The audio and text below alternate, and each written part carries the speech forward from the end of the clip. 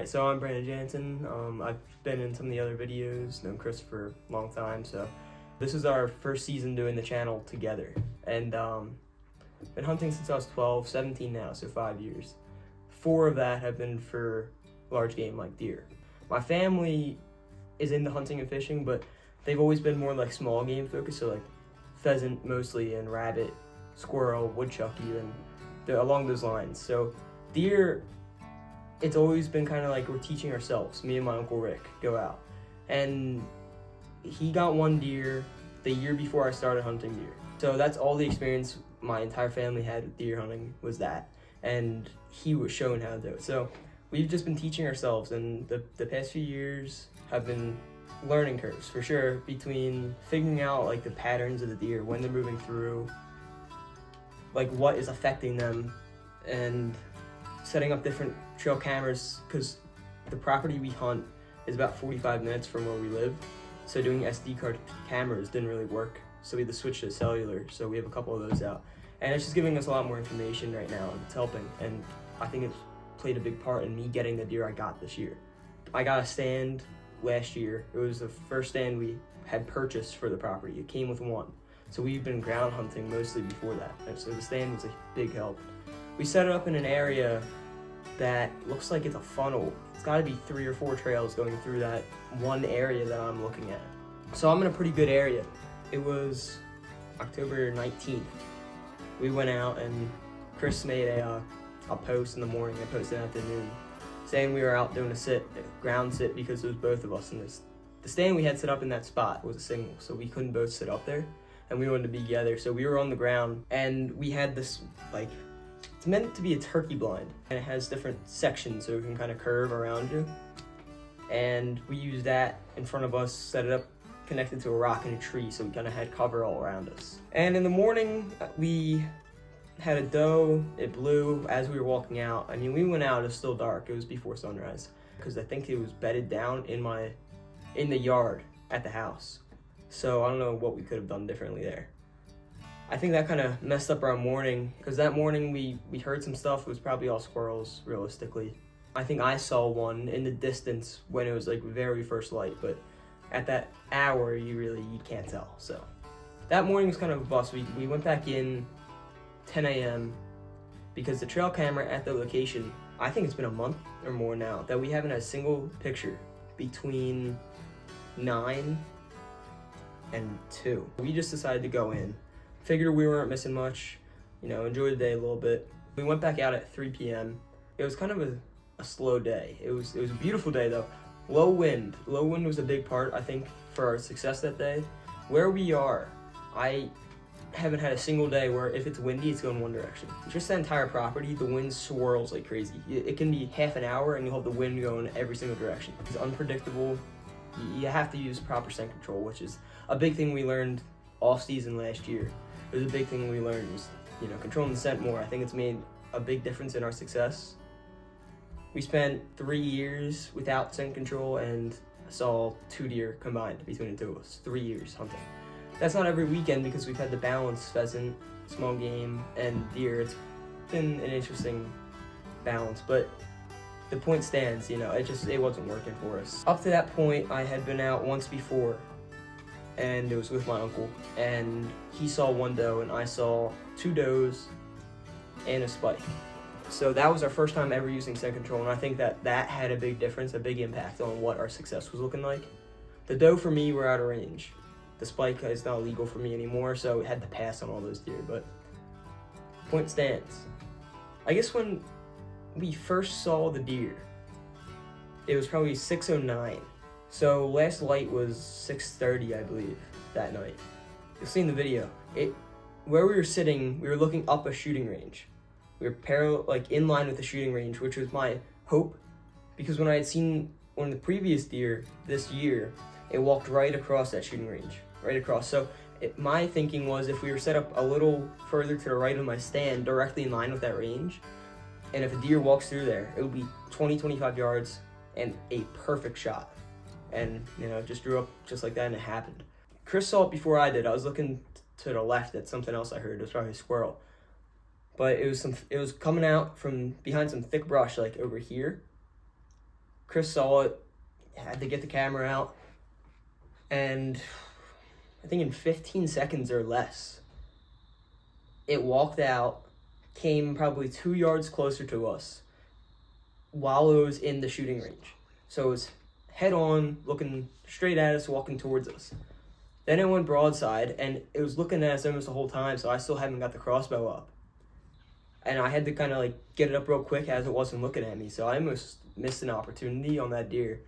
But thankfully, right as I got the crossbow up, it was broadside at that point, and right as I got the crossbow up, Chris stopped the deer, and I took the shot.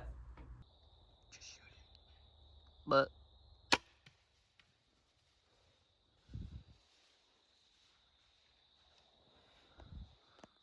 good. Was that a good shot? I don't know. I couldn't see. Just hold on. Just listen. Listen for a crash.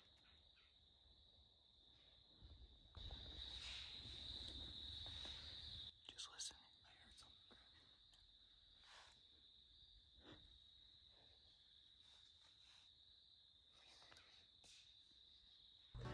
Within less than a second after he stopped that deer, I took that shot, and didn't run more than 35 yards, stayed on the property, big deal, that was helpful. Happened very quick. It was an exciting experience. In the video, you'll hear he asked how I felt, and I was like, man, I'm scared. How do you feel? Scared. Because really, that's the first deer I'd ever had an opportunity at and shot at and eventually killed. But it was a scary experience just because I don't have a light up knock on my bolts for the crossbow. So when it shot, we didn't know where it hit. So it was 1,000 thoughts running through my head. Like, did I injure this animal? Is it going to survive? Or did I just clean miss? I missed the first deer I ever had a shot at. It was a lot of emotions, a lot of thoughts running through my head. Waited about half an hour, got dark, and we started tracking. Couldn't find anything for a while. It was disheartening for sure. We were walking around where we thought we had shot, or where I thought I had shot the deer. Turns out it was a little further back from where we were looking. We never found the bolt that day. I found a little lock of hair, probably like that thick, and then Chris saw right next to it 2 like real small spots of blood. So that was like the first sign we had. And where I shot at, it was following a trail that cuts across like the middle of 2 distinct trails that we walk. And the deer used that trail. And we were trying to follow the blood trail on that path there. And we didn't see anything for like 10 minutes. I had my Uncle Jeff, who owns the property, he came out and was helping us look. And it was after I looked back at the video where I shot the animal. I looked back at the video and saw there were these 2 trees. These 2 trees were kind of far out from where I had expected the deer to be, but in the video you can clearly see the deer, like these are 2 trees, the deer was behind them. So that was helpful, and I immediately said, we're not in the right spot, we gotta go up. And then we found the first spot of blood, and that was promising. And after that, it was pouring out of the animal. But there were pools of blood, probably that big, that I don't think there were pictures of. But it led right up to the deer. It was the same spot, so. We thought it was a younger doe when I took the shot. It actually ended up being a button buck, which is kind of neat in a way. I don't care. It was a smaller deer, but it's my first, so I'm not upset about it. And, it's still meat that can feed me and my parents. It's a big deal to me. It was a very exciting experience. That happened Saturday night. We had heard about a butcher, and it did like a late, like after hour drop off. You basically sign in, put another tag on the deer's ear saying it's yours, and then a phone number and stuff. And then you drop it in this big walk-in cooler. You just kind of throw it in there with some other deer that people had dropped off. And the directions said to call their the next time they're open, which was the following Monday.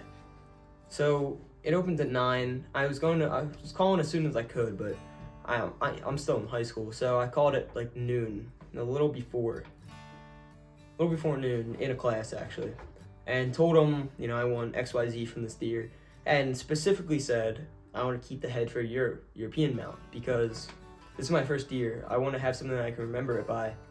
And I think the European mount would be fitting. I think a shoulder mount would be way overkill. But European mount, cheap, quick, effective. It would have been cool. Fast forward to that Thursday. The deer was ready that Wednesday. So, a couple day turnaround, which was good. Thursday, me and my mom went to pick up the deer at this butchery. Get the meat pretty quick, no problem, no hassle.